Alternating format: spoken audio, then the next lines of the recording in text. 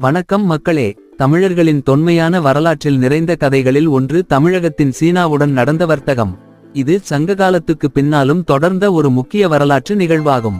தமிழ்நாட்டின் புகார் நகரம் சங்க இலக்கியங்களில் பெரிய பொருளாதார துறைமுகமாக குறிப்பிடப்பட்டுள்ளது. இது இன்றைய காரைக்காலின் அருகில் அமைந்திருந்ததோடு சீனாவுடன் நேரடி வர்த்தகம் நடந்த முக்கிய தளமாக விளங்கியது. தமிழர்களால் சீனாவிற்கு பல சிறப்பு பொருட்கள் ஏற்றுமதி செய்யப்பட்டன. குறிப்பாக மணிப்பாறை, தூய ரத்தினங்கள் மற்றும் கைத்தறி உதிரிகள் பெரும் வரவேற்பை பெற்றன. தமிழர்கள் பயன்படுத்திய கடல்சார் வர்த்தக பாதை சீனாவின் தென்மேற்கு நகரங்கள் வரை சென்றது.